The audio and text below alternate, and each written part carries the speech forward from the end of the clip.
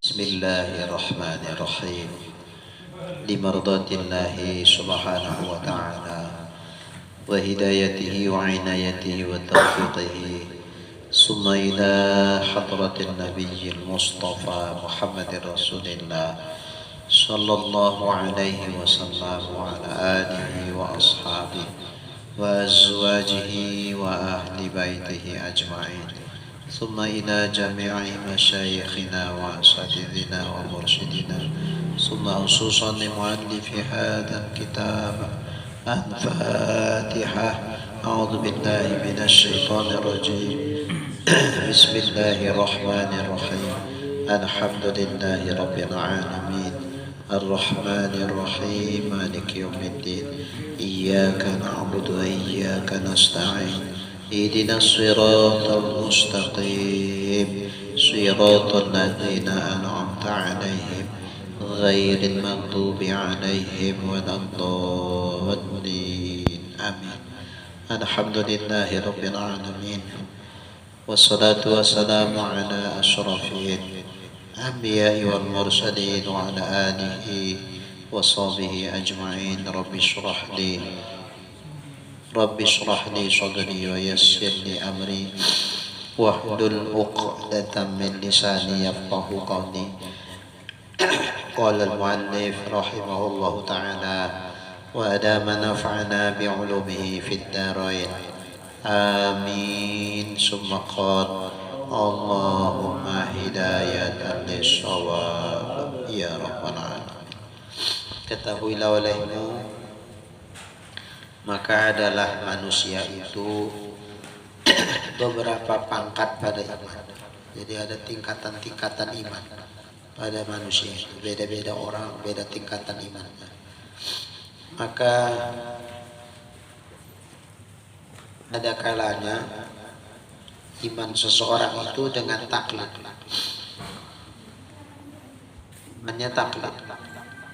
Contohnya ketika ditanya sama dia, yakinnya Bapak Allah itu ada? Yakin. Kenapa Bapak yakin Allah itu ada? Ya begitulah kata orang itu banyak-banyak. Saking banyaknya, hampir rata semua bilang Allah itu ada. Maka yakin aku. Kayaknya nggak mungkin orang itu bohong. Nah, betul orang itu. Maka aku pun yakin Allah itu ada. Apa alasan Bapak kok meyakinkan itu? Aku tak tahu kalau alasannya. Pokoknya sama aku begitu banyak aku tengok orang meyakini ada Allah, ya udah aku yakin ada Allah. Kalau dalilnya, buktinya segala macam aku tak ngerti aku. Nah, ini namanya iman dengan taklid, mengikut keyakinan orang, mengikut kata orang. Sementara dia sendiri tak tahu alasannya, tak tahu argumentasinya. Untuk mengokohkan keyakinannya itu nggak tahu dia. Pokoknya itulah, udah kokoh lah betul. Jadi kalau misalnya orang berubah pikiran, dibilang orang itu Tuhan nggak ada, Bapak kayak mana? Ya aku tetap ada, tetap bilang ada, tetap meyakinkan ada. Orang berubah lah, kalau aku enggak lah. Udah kayak gini lagi, yakin aku nggak bakalan berubah sampai kapan, sampai mati aku tak akan berubah. Yang macam beginilah yang iman taklid itu. Sah imannya, cuman dia berdosa kalau dia tidak mau berusaha menazar, meneliti dalil sampai ke tingkat dia tahu dalil walaupun secara ijmali, secara global. Nah, udah kita bahas salah yang lain. Tapi kalau misalnya dibilang orang sama dia, jadi Pak, kalau semua orang berubah pikiran bilang Tuhan tak ada, ayo Bapak gimana? Ya aku pun kayak gitu juga lah katanya. Kalau macam begini pucuru itu. Hakikatnya dia nggak punya keyakinan. Karena keyakinannya seluruhnya totalitas digantungkan dengan keyakinan orang. Orang bilang Tuhan ada ya ada, orang bilang tak ada ya tak ada. Ini pucuru. Yang macam begini nggak sah.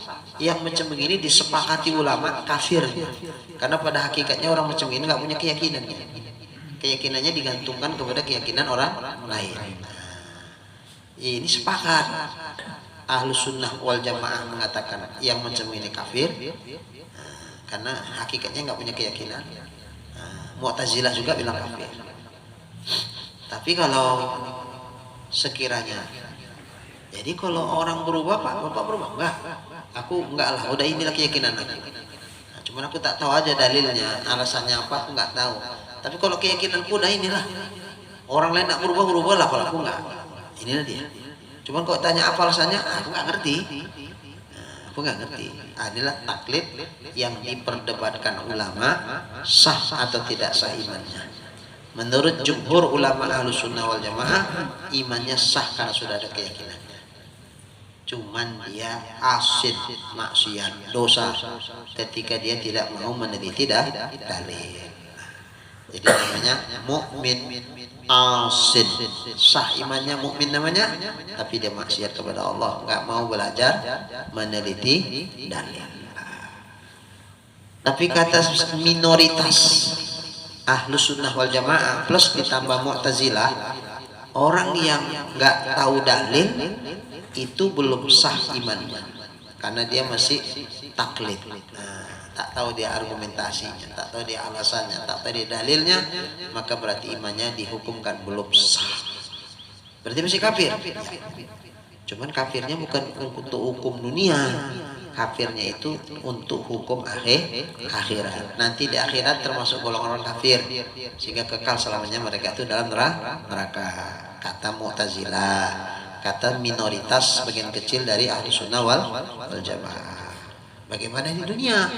Apa kita hukumi dia kafir juga? Wah, karena dia udah bersyahadat. Orang yang udah bersyahadat tak bisa kita hukumi dia kafir. Nah, makanya di dunia kita melakukan dia seperti orang Islam. Kata mereka nih ya, kata mereka diberlakukan seperti orang Islam, sehingga kalau dia mati ya kewajiban kita yang hidup menyelenggarakan fardu kifayahnya, karena dia udah nggak mandi sendiri, maka dimandikan. Nggak mandi kapan sendiri, kewajiban yang hidup lah mengkafaninya. Nggak bisa sholat, maka kewajiban yang hidup lah menyolatkan dia. Nggak bisa jalan sendiri ke kuburan, maka kita lah kewajiban gotongnya ke kuburan. Habis itu menguburkan dirinya pun tak mandi dia, awalnya menguburkannya. Nah, fardu kifayah masih berlaku, masih berarti hukum Islam ya dunia. Tapi nanti di akhirat hukum kafir, kekal sama dalam neraka. Kata siapa? Mu'tazilah dan minoritas dari ahli sunnah wal jamaah. Kalau menikah dia macam mana? Sah nikahnya. Loh, tapi dia kafir. Itu kafir untuk akhirat. Dunianya hukum Islam, sehingga nikahnya sah. Nyembelihlah dia ayam. Boleh nggak kita memakan sembelihannya? Boleh. Tapi dia kafir. Kafir untuk hukum akhirat. Hukum dunia tetap berlakukan Islam. Berarti kalau itu sembelihan dia boleh dimakan? Boleh.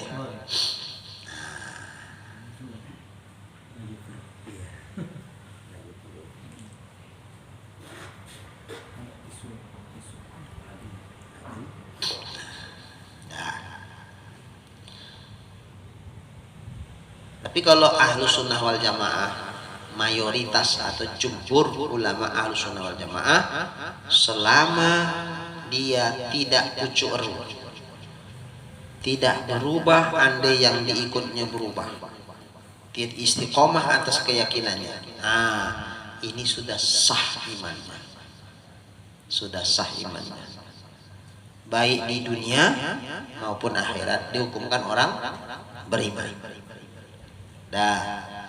Cuman dia maksiat, dia berdosa. Dari sisi mana dia berdosa?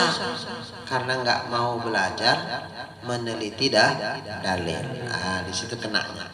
Karena mencari dalil untuk mengokohkan keyakinannya itu wajib hukumnya. Jadi kalau dia nggak meneliti dalil, ya dia berdosa.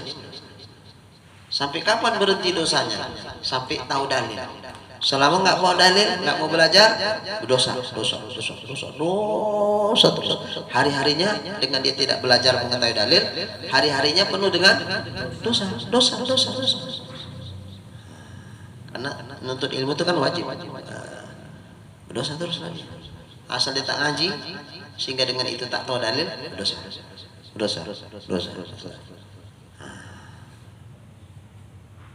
Banyak juga dosa. Izin Malim, masalah mengenai iman tadi, suku primitif misalnya Malim, tidak sampai dakwah Islam padanya, apakah itu termasuk kafir atau gimana?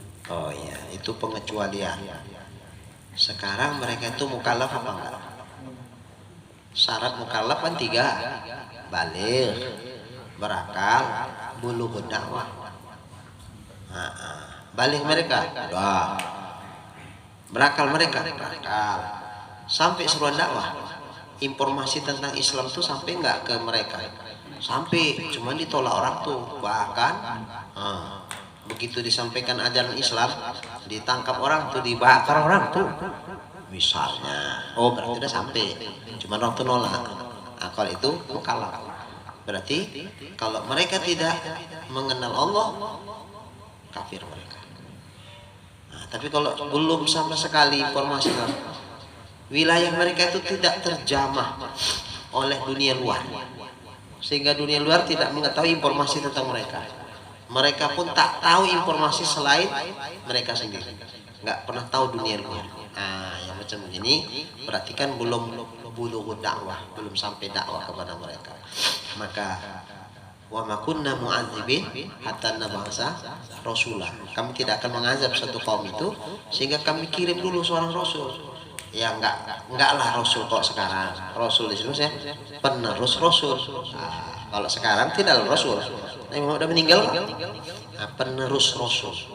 Berarti ada sesosok manusia yang pernah sampai ke sana menceritakan tentang Islam. Nah, bagaimana respon orang? Ketika menolak, di situ baru kafir, baru diazab Allah. Tapi kalau seandainya belum ada informasi sama sekali, belum ada seorang utusan, dalam artian seorang yang menyampaikan ajaran Nabi Muhammad nih, belum ada yang sampai ke sana.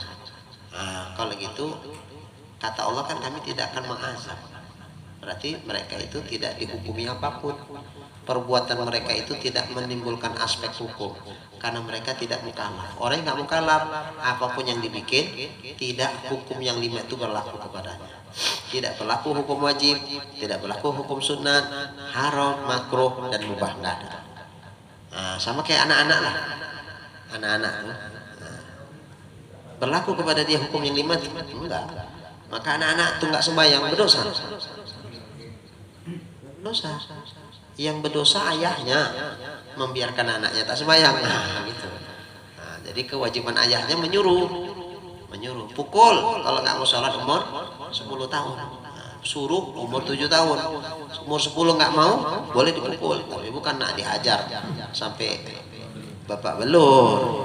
Bukan untuk menghukumi ini, untuk menakuti dia supaya mau sholat.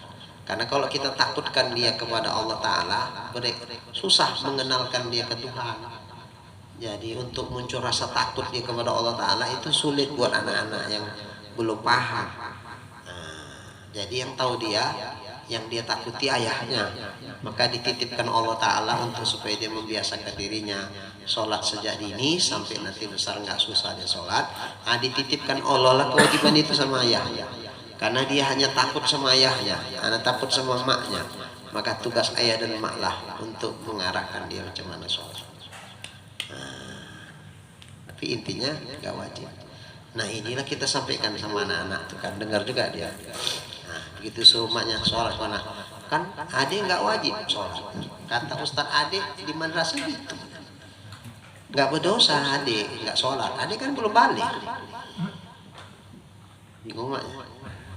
Betul, adik nggak wajib sholat, nggak wajib mengikuti perintah Allah, tapi adik wajib mengikuti perintah emak sama ayah. Karena kalau nggak sholat tali pinggang, kalau adik tahan tali pinggang nggak apa-apa, biar emak tali pinggang kau nggak sholat. Ayo pilih mana, tali pinggang apa sholat? Begitulah bilang. Anak sekarang kan pintar-pintar. Jangan awak kalah pintar sama anak awak. lagi kata Ustadz adik belum mukallaf, belum balik. Jadi adik nggak berdosa adik. Betul, adik nggak berdosa, nggak semuanya. Cuman kena tali pinggang. Ayo pilih mana? Tali pinggang apa sholat? Jelas sholat lah. Nah, sholat lah. Nah, begitu. Jadi jangan tadi mau gitu kan anak. Ya pula apa mau aku bikin? Nah, cerdas anak-anaknya daripada maknya. Selesailah digulung anak. Jadi jawab, cari yang pintar istri. Cari yang pintar istri. Jangan yang dongeng. Yang pintar. Tapi jangan pintar kali, nanti dipintari nyawa. Iya, dipintari nyawa nanti.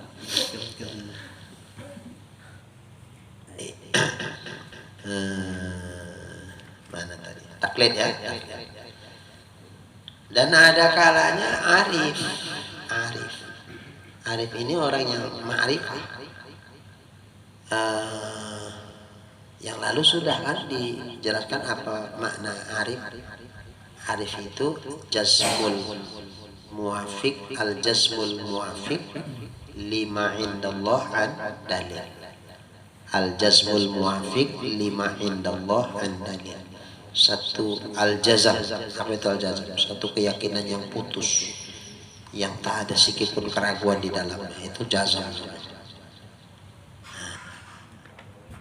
Keluar dengan kata jazam, zon, waham, syak. Zon belum jazam, karena masih sedikit ada keraguan. 20% masih ragu, 80%-nya udah mantap. Tapi 20%-nya masih ada keraguan sedikit. Jangankan 20%, banyak itu. 99,9% yakin. Tapi 0,1% iyanya begitu. Nah, kalau iyanya bertanya lagi di dalam, berarti masih ragu itu. Berapa iyanya? 0,1%. Nah, berarti masih masih zon itu, belum yakin, belum jazam itu.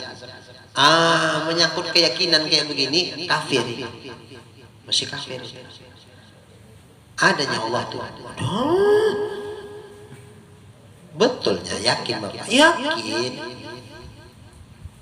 Udah Bapak jumpa? Belum. Udah Bapak tengok Tuhan? Enggak.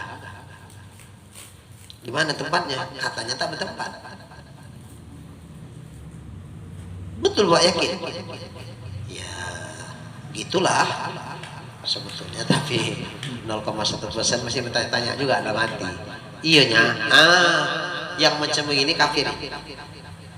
Padahal sudah 99,9, 99,9 kan udah hampir 100% juga. Tapi sedikit aja pun keraguan di dalam, enggak totalitas dia, enggak jazam dia, itu masih kafir. Apalagi sah. Kalau sah 50-50 antara iya dan tidaknya itu sama berat, itu 50-50. Sah. Lebih parah lagi waham, lebih banyak tak percayanya dari percayanya. Percayanya 25%, tak percaya 75%, itu waham. Nah, kalau sah waham udah pastilah. Zona aja pun kafir. Itu syarat ma'rifah. Pertama al-jazm. Yang kedua, apa yang dijazamkannya di hatinya, apa yang diyakininya dalam hatinya, yang totalitas 100% itu al-muwafiq, sesuai lima indallah, bagi apa yang ada pada diri Allah. Pas, yang diyakinkannya itu persis, tidak ada meleset sedikit pun. Begitulah memang Allah, cocok macam mana yang diyakinkannya. Itu namanya muwafiq lima indallah. Mesti itu. Karena kalau ternyata dia meyakinkan sesuatu total 100% yakin, tapi yang diyakininya tak sesuai dengan yang sebenarnya, yang diyakininya A ternyata bukan AB, berarti salah enggak keyakinannya? Salah. Kalau ini masih kafir. Seperti keyakinan orang yang beda agama lah ya, non muslim, dibilang kafir nanti katanya nggak boleh. Ya udahlah, kita ikut aja lah orang itu. Non muslim, keyakinan mereka yang tak beriman, yang tak seiman dengan kita, mereka yakin Tuhan itu tiga, tapi tiga itu satu, satu itu tiga. Bingung juga. Satu tiga, tiga satu. Tiga itu ya satu, satu itu ya tiga. Yakin kayak gitu, orang yakin. Oh, dipenggal pun leher orang tuh untuk merubah keyakinannya nggak mau. Seperti kita merubah keyakinan kita, enggak lah. Enggak. Orang tuh begitu juga, enggak akan mau merubah. Oke. Berarti jazamnya ada di orang itu. Ada jazamnya enggak? Tentang Tuhan 31, 13 ada nggak? Ada. Jazamnya ada. Tapi muafik nggak pada diri Allah? Secocok nggak memang Allah begitu? 3113? Enggak. Kalau begitu karena tidak muafik lima indallah, maka dengan sendirinya dia itu tidak arif, tidak ma'rifah. Berarti kalau nggak ma'rifah, kafir. Lawan ma'rifah itu kafir. Dianggap tak beriman dia. Karena apa yang diyakininya walaupun 100% yakin tak sesuai dengan yang sebenarnya. Salah keyakinan mereka. Maka Allah bilang, laqad kafaral ladzina qalu innallaha salisu salasah. Kemana sasaran ayat ini? Kan ke mereka itu. Sungguh telah kafirlah orang yang mengatakan bahwa Allah itu Tuhan yang ketiga dari Tuhan yang tiga. Salah satu dari tiga Tuhan itu ya Allah lah salah satunya. Sungguh telah kafir lah itu. Nah, jadi ayat ini kemana sasarannya? Ya ke mereka lah. Nah, cuman kalau disampaikan keluar orang itu marah tadinya. Jangan bilang kami kafir, kami beriman. Yang kafir itu yang tak ada agama, itu kafir. Kalau kita kan ada agama, ada keyakinan. Nah, yang nggak ada keyakinannya itu baru kafir. Kami punya keyakinan, kami punya iman. Ya iman sama itu, bukan iman sama Allah kan gitu. Nah, jadi keyakinan mereka tentang Allah itu salah. Jadi karena salah, tidak sesuai dengan sebenarnya, ya kita hukumnya masih kafir. Masih kafir, kita hukumi yang begitu keyakinannya kafir. Apakah dia mengaku agamanya apapun lah, bahkan kalau andai orang Islam mengaku-ngaku kayak gitu ya kafir juga dia walaupun ngakunya Islam. Nah inilah dua syarat ma'rifah yang fatal, yang vital, yang menentukan kafir atau iman. Tentang andalil, apa yang diyakini, jazamnya itu udah diteliti sesuai dengan yang sebenarnya, cocok. Cuman satu lagi syaratnya, andalil. Keyakinan itu muncul dari dalil. Setelah dia meneliti dalil, tahu dalilnya. Nah, atau misalnya ijma. Nah, ini apakah menjadi syarat ma'rifah? Apakah ini syarat ma'rifah? Karena kalau menjadi syarat ma'rifah, berarti kalau enggak tahu dalil, enggak cukup syarat untuk ma'rifah. Kalau enggak ma'rifah berarti kafir. Inilah kata Mu'tazilah itu.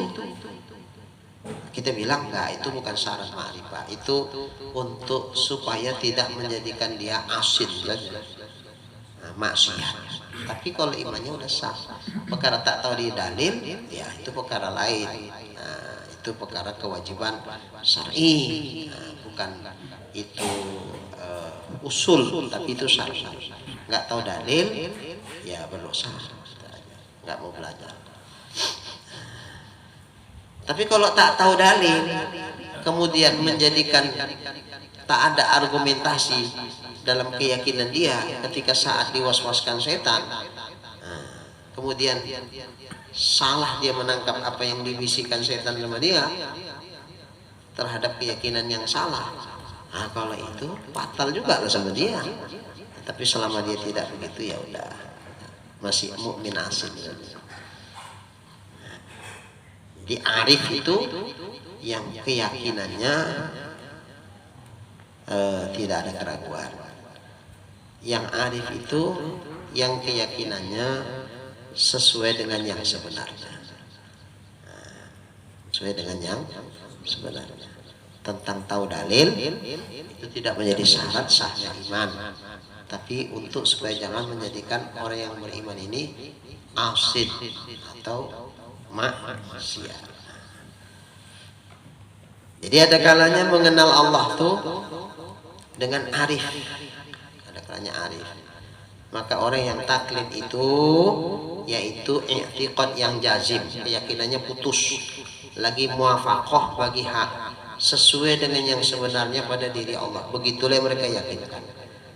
Cuman yang keluar daripada hatinya, yang keluar daripada hatinya, maksudnya keyakinan itu muncul dari hatinya, lagi membenarkan dia, dibetulkannya keyakinan yang benar itu.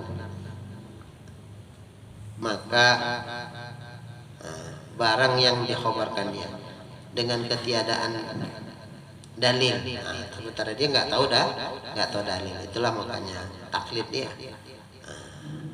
Dan burhan, itu juga burhan.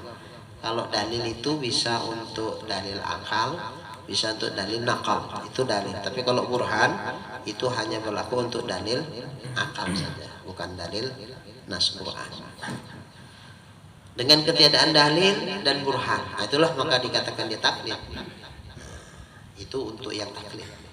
Keyakinannya ada 100%, keyakinannya cocok sesuai dengan yang sebenarnya, cuman tak tahu dalil, itulah jadi masalah sama dia. Maka dia taklid. Nah, ini khilafiyah yang berlaku, yang sudah disebutkan. Sebagian mengatakan belum sah imannya. Siapa yang bilang kayak gitu? Yang taklid tadi belum sah imannya, masih kafir dia. Kata siapa itu? Mu'tazilah dan minoritas Ahlus Sunnah wal Jamaah. Tapi kalaupun kafir, nisbah hukum yang mana? Yang akhirat. Nisbah hukum yang di dunia diberlakukan kepada dia hukum Islam. Cuman di akhirat nantilah kekal sampai dalam neraka. Itu kata Mu'tazilah dan minoritas Ahlus Sunnah wal Jamaah. Mayoritas Ahlus Sunnah wal Jamaah apa katanya? Imannya udah sah, karena yang dia yakini tentang Allah muwafiq lima indallah, sudah sesuai pada diri Allah Ta'ala. Udah pas sama Allah Ta'ala, pas macam mana keyakinan mereka, begitulah. Cuman dia tak tahu dalil. Hanya karena tak tahu dalil tidak dibilang kafir. Karena sudah ada keyakinannya benar, udah sah itu imannya, enggak malah dibilang dia kafir. Ya hukum Islam baik dunia maupun akhirat. Tapi kalau yang mengatakan kafir nisbah hukum dunia, adapun akhirat nisbah kafir nisbah hukum akhirat, adapun hukum dunia diberlakukan layaknya orang Islam menurut Mu'tazilah dan minoritas Ahlus Sunnah wal Jamaah. Tapi kalau menurut mayoritas Ahlus Sunnah Jamaah, dunia akhirat sudah hukum Islam, cuma nggak mau belajar dalil, itu dosa dia. Jadi namanya mu'min asyik. Tapi kalau arif, yang arif, maka yang arif itu ada kalanya i'tiqadnya itu jazib, keyakinannya itu putus, gak ada ragu, lagi muwafaqah barang yang pada Allah, cocok yang dia yakinkan, begitulah sebenarnya pada diri Allah, pas, nggak ada salahnya. Serta dengan dalil, bahkan dia tahu dalil, nas Qur'annya pun tahu dia, dan burhan pun tahu dia. Apa itu burhan? Dalil akal. Inilah pada kebanyakan ahlu zahir. Ahli zahir, iman ahlu zahir itu ya kayak begini, termasuk kita. Kalau kita i'tiqadnya jazim, keyakinannya putus, yang kita yakinkan itu cocok dengan yang sebenarnya, pas. Kemudian tahu kita dalil kenapa kita punya keyakinan seperti itu. Nah, kalau seperti ini namanya orang beriman yang tidak asli. Kenapa? Karena dia sudah mencukupi persyaratan ma'rifah. Yakinnya udah sesuai dengan sebenarnya sudah. Tentang dalil, nah, inilah proses belajar untuk mengetahui dalil itu dari yang diyakininya.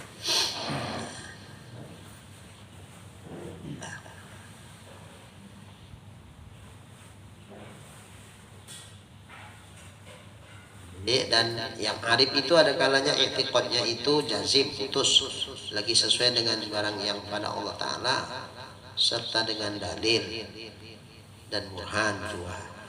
Inilah kebanyakan ahlu zahir. Ya, kita ahlu zahir ini seperti inilah. Wah, dan ada kalanya i'tiqadnya itu jazim, lagi mutabik dengan hak, sesuai dengan yang sebenarnya, lagi mustaqir dengan didapatnya dengan wujdan. Mustaqir itu tetap didapatkannya dengan wujdan, dengan ketiadaan berkehendak kepada dalil dan burhan. Nas Quran udah nggak perlu lagi, burhan dalil akal udah nggak perlu lagi, karena dia dapatkan bukan lewat belajar normal, dengan wujdan. Dianugerahkan Allah ke dalam hati mereka, sehingga dengan itu mereka paham aja, paham, nggak capek-capek guru menjelaskannya. Ini babui guru paham, yang paham Ustaz, yang tak paham tak paham. Banyak yang mana? Banyak yang tak paham Ustaz. Nah ini kalau udah makom yang tadi itu udah wujdan, satu keyakinan yang kokoh yang ditanamkan Allah di hati mereka, sehingga mereka tak perlu cari-cari dalil lagi, karena sudah masuk keyakinan mereka sudah berisi. Dan ini wali-wali ini, kalau kita jangan mimpi jawab dapat wujudan ini, tapi semua berproses. Wali-wali itu mendapat wujudan ini setelah proses awalnya, ya kayak kita juga lah. Proses awalnya, gua jatuh bangun segala macam ya gitu. Lama-lama kuat keyakinannya sehingga membuat dia lebih kokoh, mantap lagi. Ibadahnya pun mantap. Nah, wujdan diletakkan Allah ke hati mereka. Inilah iman ahlul khawas.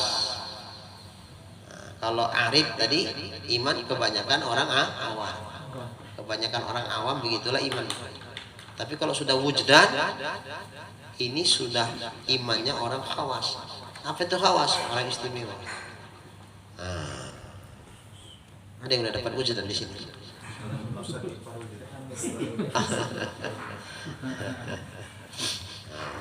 Jawar, udah dapat wujdan? Wujdaniyah?